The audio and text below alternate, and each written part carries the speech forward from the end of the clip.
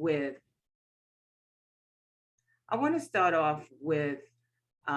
a few examples. I want to start off with an example of a new partnership that we have, and with Giant Pharmacy.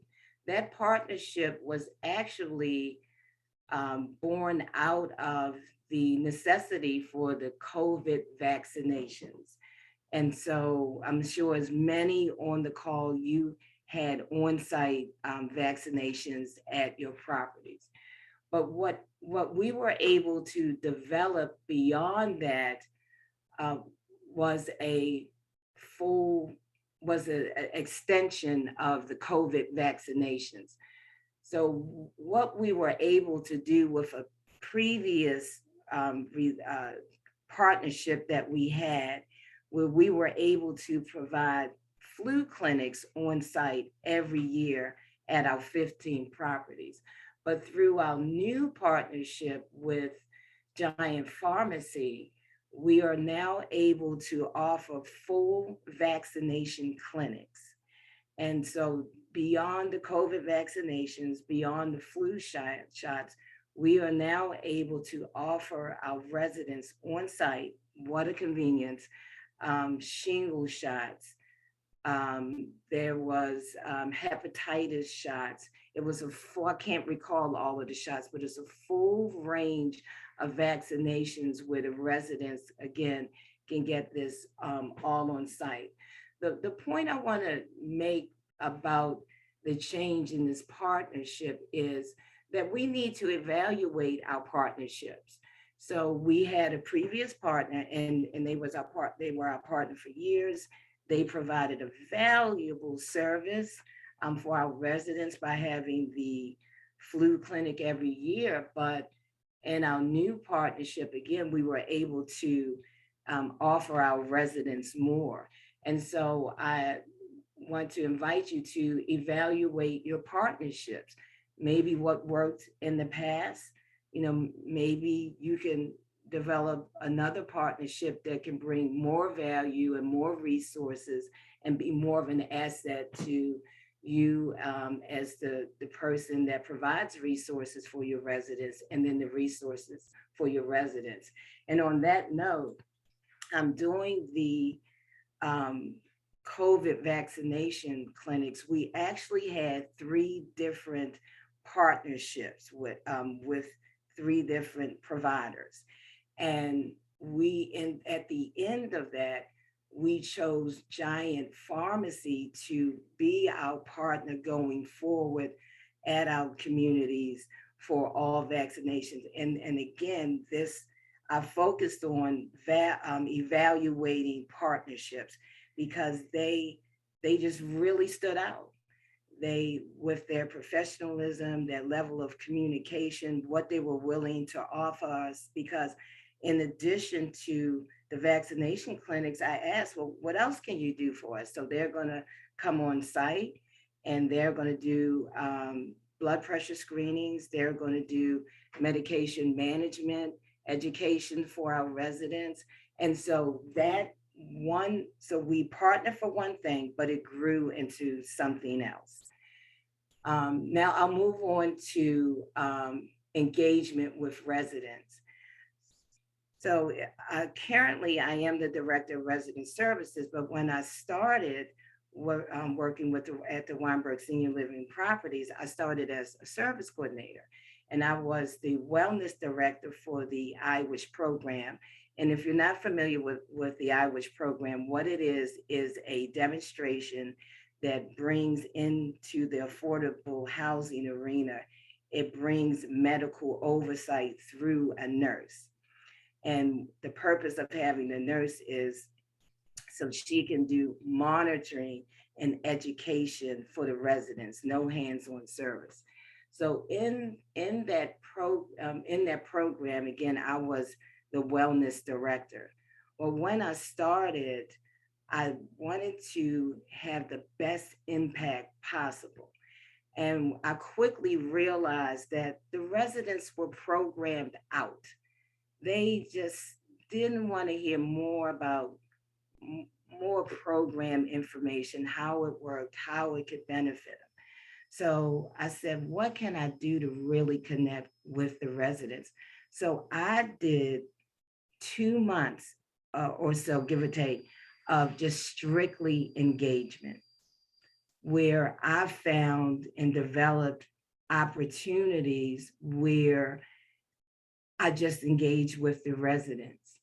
I did anywhere from the two main things that I did is I had an open door policy, myself and the nurse. And then we just, again, we found opportunities to engage with the residents. The value of our of being so accessible and engaging and connecting with the residents was to develop a relationship with them. And what we were able to do was to, in a informal setting, was to really be able to connect with them, develop a relationship while doing our job at the same time. And what I mean by that, and the nurse and I, we used to joke, we would say that at any given time, you could come into our office. We had a shared space. And if you see Bernadette McCants, if you look at her screen, she is currently the wellness director, and that is the office that I used to be in, and you can see it's huge. And so the nurse and I shared the office, and at any given time, you could come in our office and you would see 2 or 3 residents in there, and we're laughing and we're joking. However, we were really doing our jobs.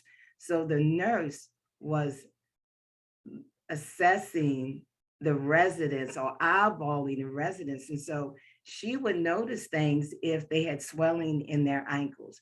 She would pay attention to their breathing. And then I would pay attention to the social side of things. And so if I heard someone say something about maybe challenges of maybe making ends meet, I made a mental note, or maybe I jot down a quick note that I need to follow up with Mr. or Mrs. Resident to see how I can assist them and maybe some resources to help them meet their needs. What we were able to do was engage with the residents, and you would hear the residents say that they just wanted to come in and hang out with the 2 nice ladies in the office, all the while we were doing our jobs and taking care of business. What that allowed us to do was to take that development of a relationship with the residents and then take that further. So what my follow-up was to start to invite them to come in for their annual assessments. And at that point, they were so comfortable with us and they trust us and they knew we were there to be a benefit and a service to them. I had very little kickback when I requested residents to come in for assessments, when I asked residents to participate in a program that would benefit them. So those 2 months of just connecting with them, I would walk the halls, I would stop, I would speak to people. They just knew me to be that very nice lady in the office. I cannot emphasize how important it is to develop a relationship, with your residents.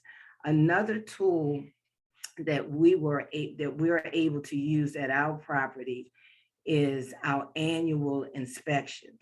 So that's another way that we can connect with our residents that gives us an opportunity that we may not have. And so the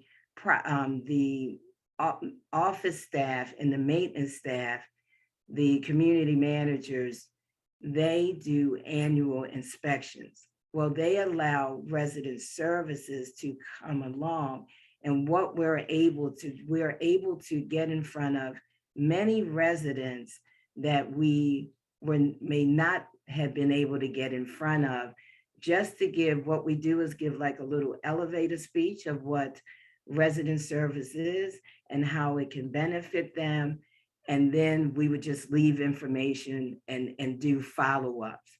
These, this is another tool that we are able to use again at our property that allows us to engage in with the residents in a non-traditional way, that really has opened up wonderful doors for us at our property. How am I doing on time? Terence?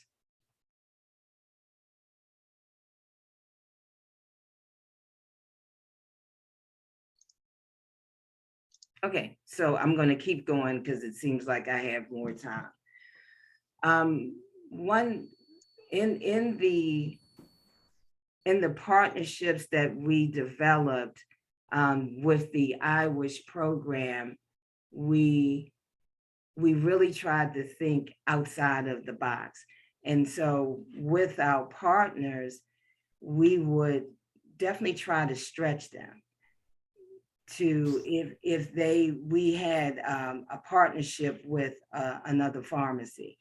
And so they wanted to engage with the residents and do like a medication management presentation. But I thought it more beneficial for the residents to have one-on-one time where they were able to come in and bring in their medications and bring in their medications and have a one-on-one consultation with a pharmacist. Again, when it comes to partnerships, we need to ensure that we are getting the most out of our partnerships. And Terence just informed me that I'm at 15 minutes. And so I'm going to turn it over to Heather Howle. Heather can introduce herself and she can talk about her partnership with APS. Hey, good morning, everyone. My name is Heather. I am one of the resident service coordinators at Weinberg Place, and I've been here since November of 2019. So right before COVID and all during COVID. And so what Lisa asked me to talk about today is about adult protective services and building that very important relationship. And as we all know, good relationships are based on mutual respect and regard. And I'm trying to lay a little bit of background first before I go into APS and my interactions with them. So next slide, please, Sarah, because I think you got control of that. So all service coordinators, we all know what our job entails on a very routine day-to-day transactions with the residents. So transportation, food benefits, healthcare, housing, we all know that. We all do that each and every day. Next slide, please.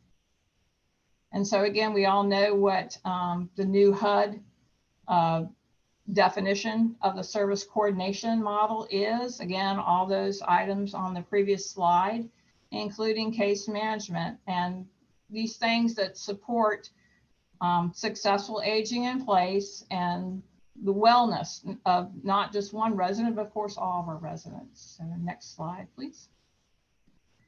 And sometimes our individual residents' well-being does unfortunately require adult protective services. And so next slide, please.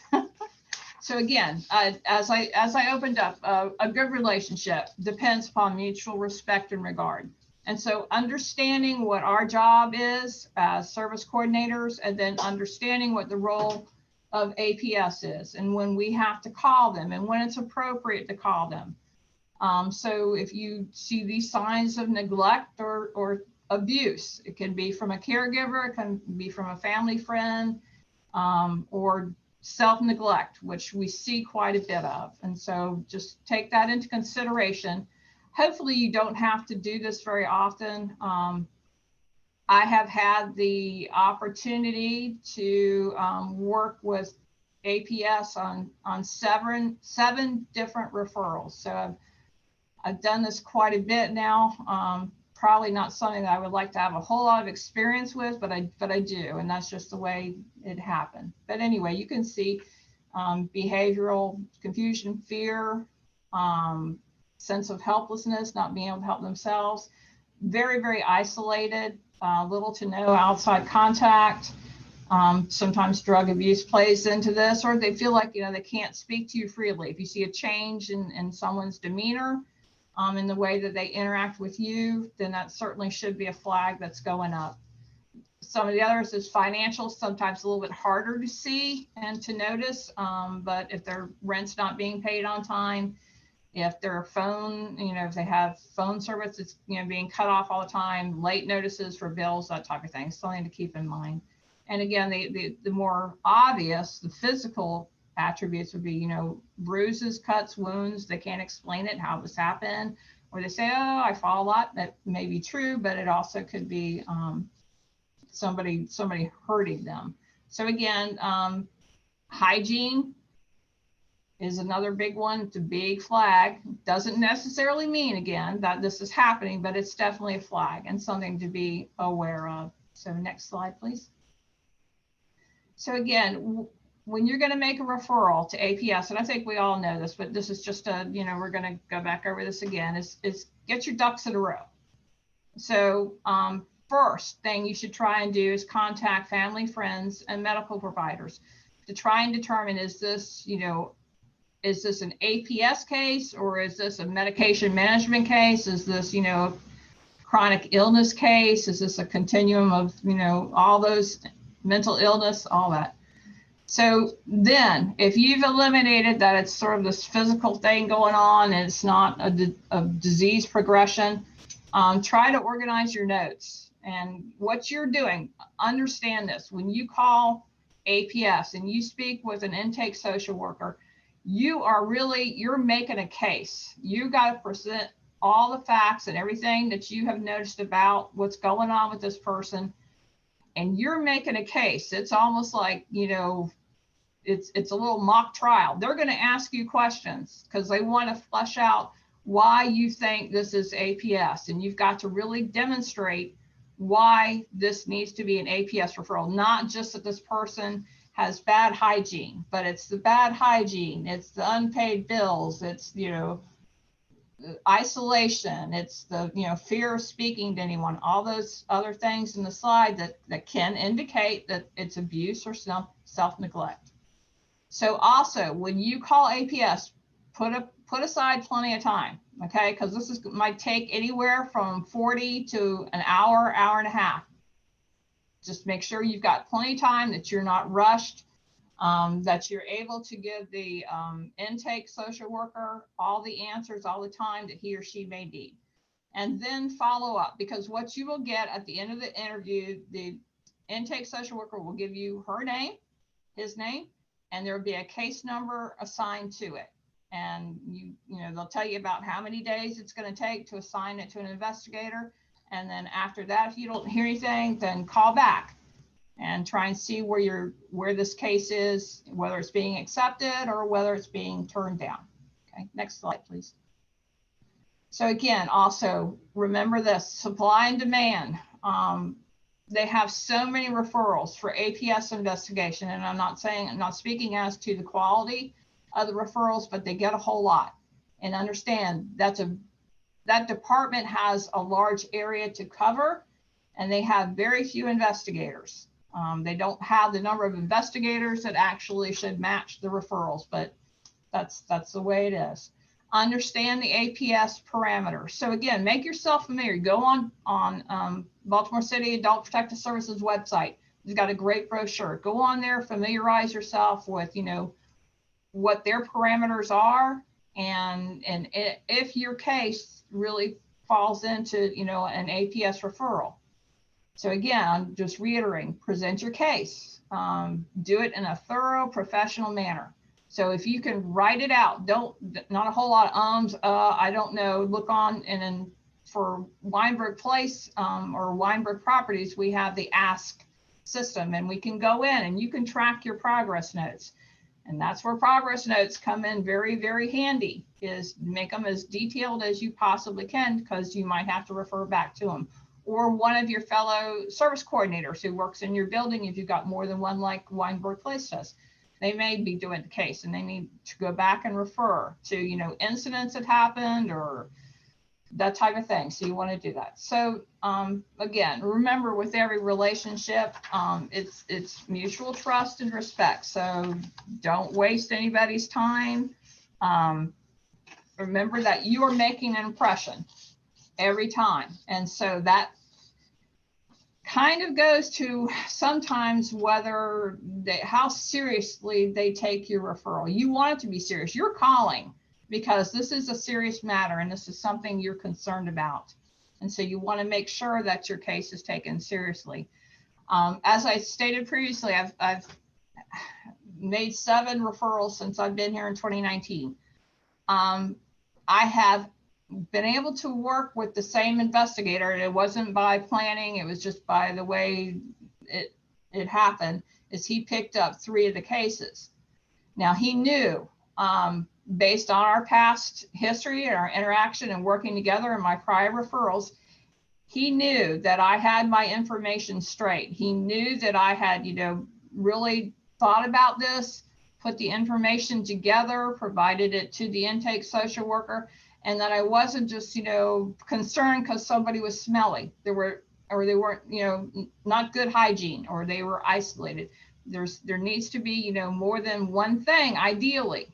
But again, as mandated reporters, as all service coordinators are, and we've heard about that plenty of times, if you have a concern, go ahead and call APS. Don't be dissuaded by what I'm saying, but what I'm telling you is it just works better if you have your ducks in a row, you have your information planned out, mapped out, clear, concise, you've got timelines, you got time frames, and you can give dates and times of when these things happen. So, you know, I can call him actually. He gave me his cell number. I'm not going to share who it is or what it is, but I can call him if I've got a question, if there's perhaps a case that's maybe borderline, I'm not quite sure it meets APS yet, I can call him and I can say, what do you think about this?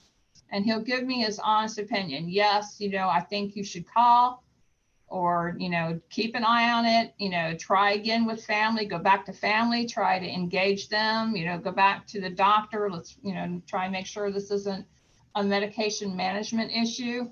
And that has been wonderful. And as you know, the relationships that we build, we go back to them time and time again for help and for advice. And this is one where it really stands out with me.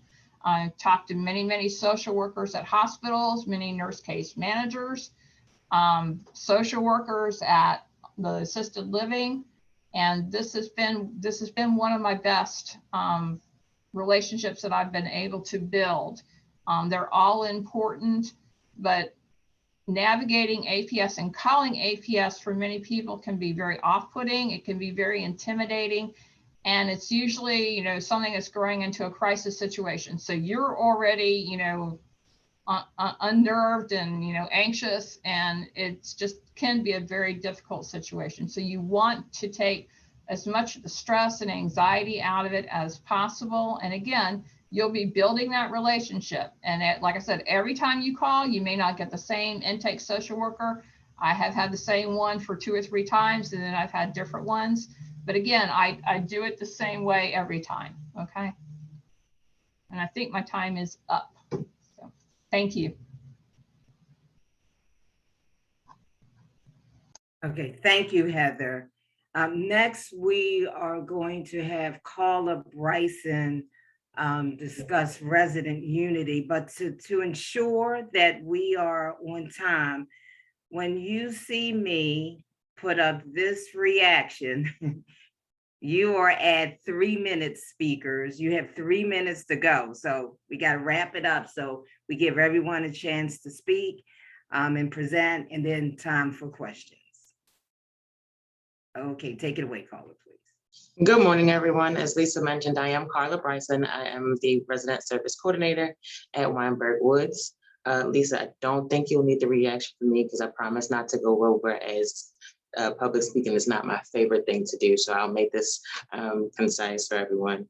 But essentially, I'm going to talk about an important partnership, which is resident to resident, and the engagement with the service coordinator and the residents. Of course, it is extremely important, as you know, when most of our seniors move into the buildings for the first time, that that comes along with a lot of changes in many, if not all, aspects of their lives. They're leaving homes that they've been in for 5, 10, 15, 20 plus years. They're leaving behind friends and family. They may be changing states to move closer to other family members for assistance, but they still want that independence. They're leaving places of worship, community members, as well as, again, family and friends. So when they come to us, sometimes they feel a little shuffled, a little displaced. And the value here, or the importance in this part, resident unity fosters that new sense of community. So having residents that they can get along with, talk to, kind of feel their way out, it's almost like we remember what school is like, moving to a new grade, which many students are right now, and trying to get that new in crowd, that new group of friends. A lot of our seniors experience that when they move into our buildings. So resident unity does foster, again, that sense of community. They find new friendships and relationships that will enhance this new season of their lives. It's quite beneficial or rewarding when they tend to find people with similar things in common. Hey, we have this many kids, or we used to live in this state. Oh, I am a member of this particular organization. Yes, we share the same faith. So when we get our residents together, we can foster that resident unity in the building. One of the ways that we can do that is using our assessments. I have found personally that as I go throughout my assessments and I'm learning these pieces of information that each resident is involved in, or is interested in, I can hold on to that for the next resident. I can see, oh, this five of my residents are extremely avid readers, or I have another many residents that are widows or widowers. I have this many residents that enjoy this thing. When we take our assessments and we review the information, we can find those different ways to connect our residents and foster that unity. I have one of my favorite stories, I guess, for now. Most recently, I did use an assessment that reminded me that I have several residents who are musicians. Our building is a little unique, where we have several different communities, many religious communities here in one building, but they don't always interact. So I have a large portion Jewish residents, and I have a few African-American residents. And as I came in, I've only been here since August of 21. I did notice there was a strain, and even some of the residents have mentioned that the groups unfortunately do not naturally come together. I had a resident who was African-American. He's a musician, and he enjoys playing different instruments. I have another resident who is Jewish, also from South Africa, who was previously a music teacher in South Africa. One day it just dawned on me that maybe we need to get them together. So the gentleman actually mentioned to me how much he enjoys music, but he'd like to branch out and learn a few things, and maybe even learn, maybe some Jewish music, considering, the population in the building. Well, I reached out to our other resident who is a teacher, and she said she'd love to have a conversation and maybe share some music with him. So that is what we did. We introduced the two of them. They are planning lessons at this point. And also they have a hope to do a concert at some point once they've gotten their repertoire together in order to share with the rest of the building. So essentially, as I mentioned, resident unity is very important, and it definitely ties around that engagement piece So as long as we are engaging our residents, learning about our residents, as Lisa mentioned earlier, we gather those pieces and put them together so that we can have our residents enjoy living here in the building and foster many relationships. Thank you. Thank you very much, Carla. Very good, very interesting. Next, we're going to have Linda Burstyn, and she's going to talk about research studies. Hi, can everybody hear me? Okay, Yes. That's great. The reason why I asked that is that about 1/3 of older adults have hearing loss, and about 50% of older adults over 75 have hearing loss. And my program that I worked with was the HEAR study.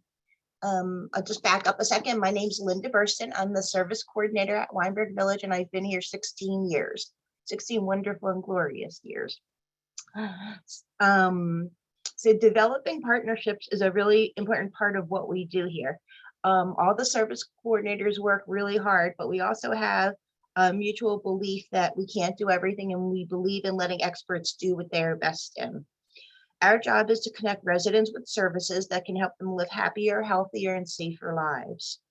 One of my particular areas of interest is participating in research studies to help our residents and to help further studies to benefit the aging population.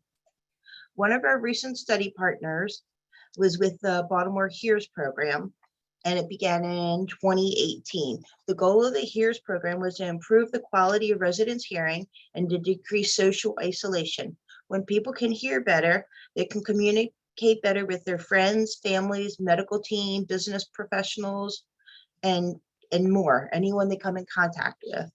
This way, they can enjoy life better, and that ultimately leads to a happier life, safer life, and more opportunities to engage and make them more self-sufficient and independent.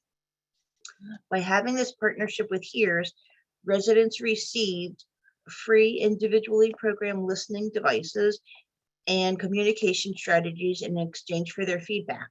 The value of the product and education was tremendous. They were able to get everything on site, and the education was provided by their peers who also lived at Weinberg Village. The partnership with HEARS had a very positive impact on the residents who participated. They were seen on site, as I said earlier, which made it convenient, and the information was presented in a very senior-friendly way, and the devices were as senior-friendly as possible. By making the program very accessible, it provided the greatest amount of residents to participate and to take advantage of the opportunity for better hearing. The successful outcome of this program led to creating a follow-up program, We Hear You Baltimore, which funded a hearing health navigator that would serve as a resource to older adult and aging services providers. So that is kind of the little mini summary of our partnership with HEARS. But anything that gets the resident engaged to improve their life is a good thing. We've had many other partnerships, and I think Lisa is going to go through some of them, but it's a win-win situation for everybody, which means usually the residents get something free, either if it's a service, a product, they get something in exchange for their feedback. And then ultimately this helps everybody by improving aging services for seniors, trying to get them to be, happier, healthier. Just it's a win-win situation all the way around. So we get proposals from different research organizations. We evaluate them, figure out if it's a good fit for us, if it goes with our mission. And then very often we say yes. And the service coordinators here, we have different varying levels of engagement with the research study. Sometimes they do 90% of the work, and sometimes they do 10% of the work. But either way, we feel it's a worthwhile partnership to get involved in. And this partnership started in 2018, and it's still going on because it created new programs based on the information that they received. Okay, anybody have any questions about it? Thank you, Linda. We're going to save questions to the end. And before we go to our next presenter, I do want to point out when we definitely wanted to share this piece regarding research studies, because some people may decide to shy away from them or never even thought of that as a possibility of a partnership. However, we do, it has to be approved. We just don't allow any research study to come into our properties, and that approval comes from the property's ownership. So I just wanted to put that out there. So if that's something that you think you might want to go down that road, you definitely want to work with your leadership before you bring in a research study to your site. Okay, so our next presenter is Carol Powers, and she's going to talk about vision board. Good morning, everybody. I'm Carol Powers. I'm at Weinberg House. I've been here for 8 good months. It's been a journey. I'm gonna be talking about vision boards. That was something that I had been introduced to on a personal level, and I wanted to bring it to the residents here at Weinberg House. And I called it a celebration of you. We had it back in April, and the vision board experience, it's a collage of inspirations which are created by the participants through choosing pictures from magazines or printed materials with a goal in mind. The importance of the vision board is it motivates, it boosts their motivation. It inspires mental health. It ensures creativity. Understanding goals that are likely to healthy aging, no matter what age, making them feel good about their goals and experiencing pride when the task is completed through independent choices. It is a brain teaser, which allows participants to think about their personal visions, whether that's in the past, whether that's present, or in the future. So that's the importance of the vision board. The value of the vision board is participants feel value as they reminisce about their visions. It is very refreshing to hear their stories as they talk about their vision boards with the group. The smiles and the laughter is obviously on their faces.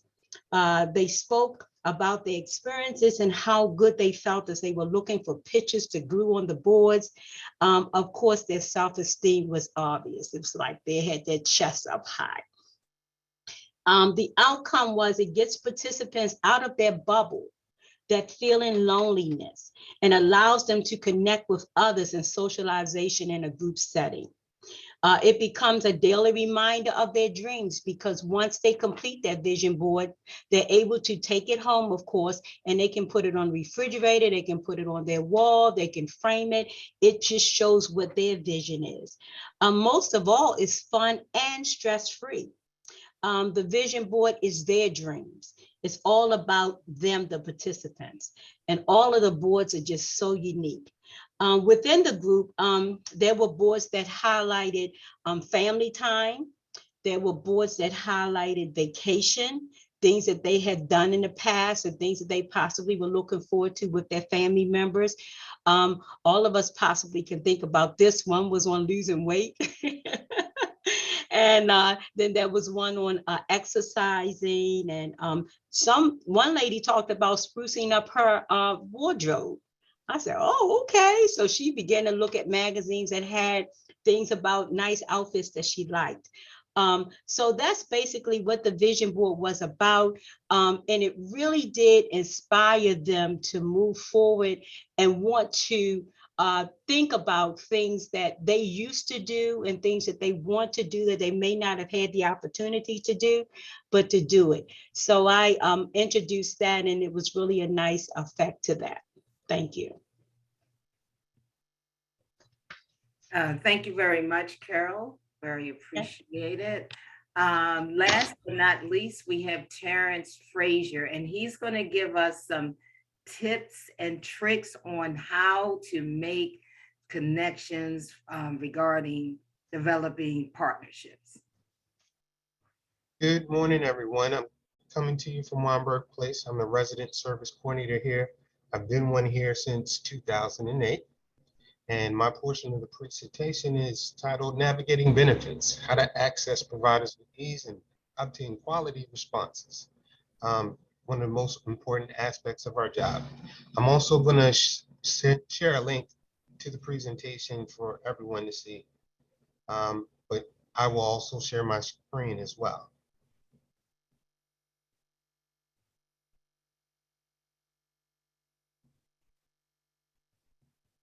So if you check the chat, you should see the link if you'd like to follow it in that way.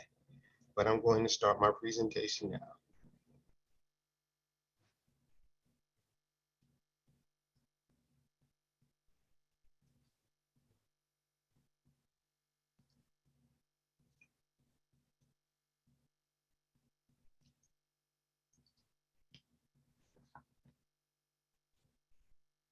And just so you know, I'm using the Canva software, which is really a good free program to use via the internet for PowerPoint. You can use it anywhere, everywhere. It's good as a free program. It's great as a paid program, which is like a really cheap price, like either $1 to $3. So one of the most difficult and frustrating parts of the role of any social worker is the process of accessing benefits, services, and resources. It's integral to our clients' service to be able to do this despite any roadblocks the process may present. Having quality contact information, knowing whom to contact, and knowing how to verify the connection will ensure that the services you provide to your clients is thoroughly provided and executed properly. As a resident service coordinator with Humphrey Management, we're provided with a database software called Ask Online. One of its basic functions is a resource directory page.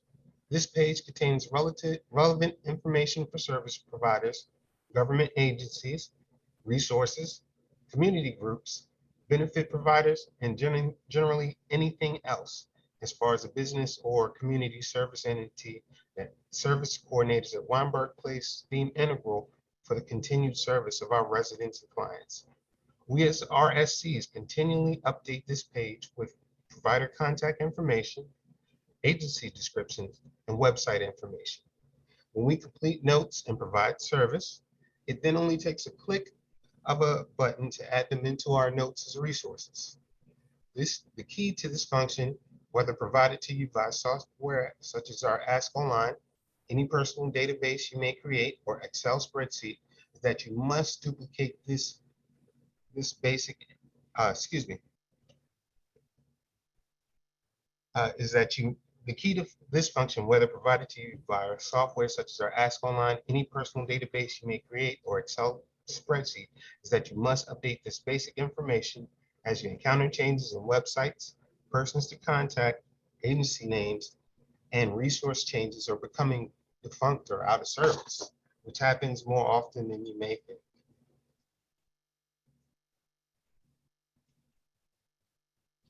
Secondly, outside of having good resources is knowing what resources to use. In order to get the right response in the right time frame, prior to the impacts of COVID-19 pandemic starting around March of 2020, it may or may not have been difficult to get the resources you needed. After this time frame, many organizations have allowed their employees to work from home, remotely, or a partial setup with both remote and on-site work. Regardless of whether your organization has allowed you these benefits or the organizations you're attempting to access have done the same, you still need to contact these and communicate and have completely follow through to address our client needs. These setups often do not consider lack of appropriate resources, lack of appropriate computer, phone, email, fax, and printing resources. Who will answer the phone line or email line when an employee works remotely? How do you get the typical work done when these barriers are present? And appropriate communication of agency and organizational changes due to remote COVID-19 health protocol changes. So where's the answer for these roadblocks to advocating for our clients? There is not one solid answer to this question. There are, however, techniques and ways to navigate the roller coaster of change, insufficient response, and lack of answers.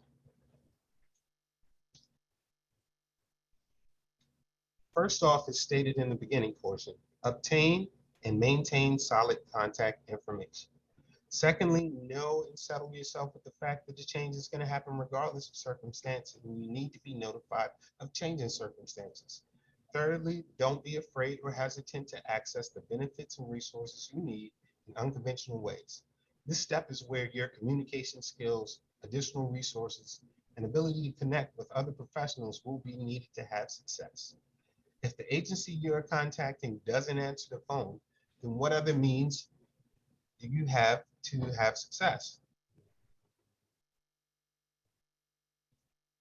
If the frontline employees you encounter aren't able or willing to provide the help or access the service they have had in the recent past, have you found out why the changes happened or whom you should contact or who can provide that service?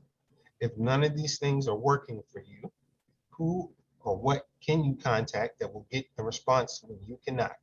That last point needs to be re-emphasized. You must be able to develop effective communication to get what our clients need. Social services, Social Security, SNAP, Medicaid, Medicare, and many other providers we access locally, statewide, and nationally have some combination of remote work, remote access for their employees, which brings up barriers. You may need to help your client create an online profile to get the typical things done as opposed to over the phone or email. You may have a particular person or supervisor at these organizations working on site that's different than whom you would contact typically. That last point can be sticky, but oh well. Use your savvy to connect in non-traditional ways. If the DSS isn't responding to you and your client, they will respond to your local councilperson or congressman. And trust me, them or one of their staff will respond to your local councilman, and their response will typically come with some kind of urgency. And you may need to write a letter as opposed to emailing or calling. You may need to speak on your client's behalf if they don't have the appropriate resources to connect. Next, find other agencies and organizations that can address your client needs. This means using your coworkers, supervisors, and even contacting your typical resource providers and just asking the simple question, who or where can I go to get this done? Don't be afraid to ask, change, or challenge your system of contacts as change has and will happen, and we must change along with it.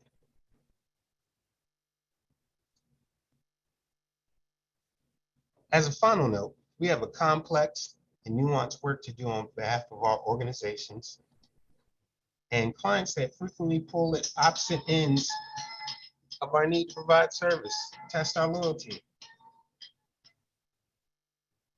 to our organizations and remain compliant for our work and funding. Take solace in the fact that most of us provide a very valuable and essential service to the organizations that often don't clearly understand why and what we do in our roles. Sometimes the shortest road to that understanding is providing something directly measurable and accountable evidence of the work we do is something other than being helpful, being an open ear for others, or being a helping hand, or the assumption that they just get a few things or services from people and that's it. There is social, direct, and most importantly, for the purposes of this exercise, monetary value in most of the services we provide for our clients. Myself, Kesha Gordon-Brown, Heather Howle, and prior to us, Terrica Gross and Carolyn Peoples have all been RSCs as part of a 1 to 3 person RSC team at Weinberg Place since at least 2017. During that time frame, we have combined to save, at minimum, $509,695.75 worth of direct financial benefits to the residents of Weinberg Place. That's not counting any resident who has moved out or passed away during that time frame, with myself, Kesha, and Heather providing $40,500 worth of, at minimum, direct financial benefit just this year alone to the date of June 10th, 2022. How do I know this? Thankfully, we have a tool to add these figures up, but regardless, any of us can add it up. Taxes bring money. SNAP has given $230 to every recipient in Maryland since April 2020. Medicaid at minimum eliminates any Medicare premium, which is currently at $177 per month, et cetera, et cetera. Add it up. show and prove, and remain confident in the work you provide and the impact it brings to your organizations and the funders that help in this process. We have an essential job to do. Most of us are essentially first responders, so never let anyone question the value of what we provide. And lastly, if you feel they don't understand what you do or why you do it, show them the money. Thank you.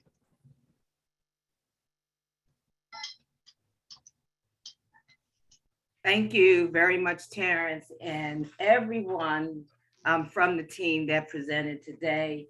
I just want to wrap it up by saying that I hope that what we presented, that we emphasize our goals when it comes to partnerships, evaluate your partnerships, keep quality and updated contact information. Terrence, he mentioned ASK, that's our documentation system.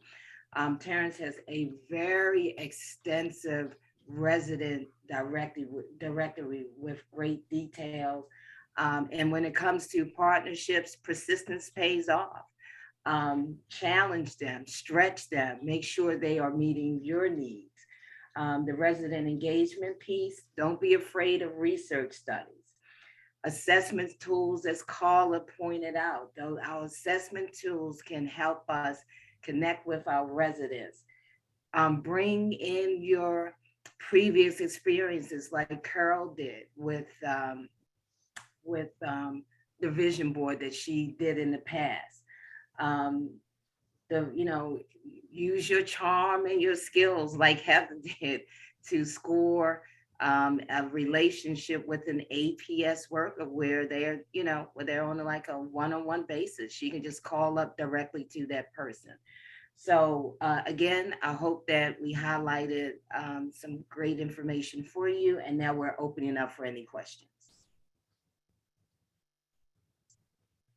Lisa, one question that I do see here in the chat is about getting information with all of our presenters today shared out to those who attended, and we can absolutely do that.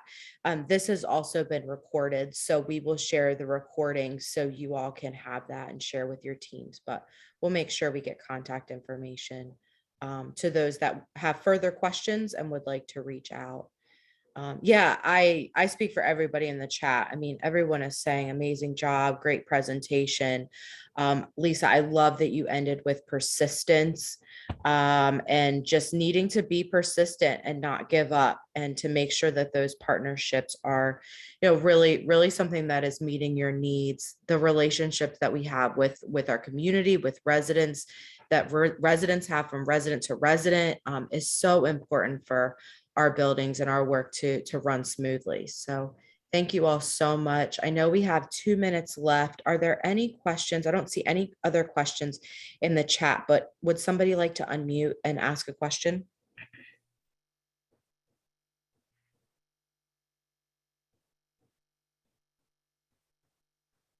Great. Well, again, Lisa and the whole team, thank you so much for this comprehensive information. I did want to just let everybody know that for next month's housing happenings, our topic is going to be substance abuse in older adults. This is another topic that we have heard a lot from all of you saying that you want more information, best practices, tips on working with residents who have substance abuse challenges. And so that's going to be our topic for next month. We also have our service coordinator peer networking group that happens quarterly. That will be next week on June the 23rd at 10:30. Again, as always, we really ask that only service coordinators come to that opportunity. For our housing happenings, for our affordable housing update calls, we love that all of our housing folks join us. But for the service coordinator peer networking group, we just ask that service coordinators attend that. So looking forward to some really great content coming up over the summer, and hope to see all of you again soon. Lisa and the team, again, thank you so much for all of the great information that was shared today. I'll be sure to send out a summary of our time together over the last hour, as well as the recording of this presentation. So thank you all, and I hope you have a great rest of the day.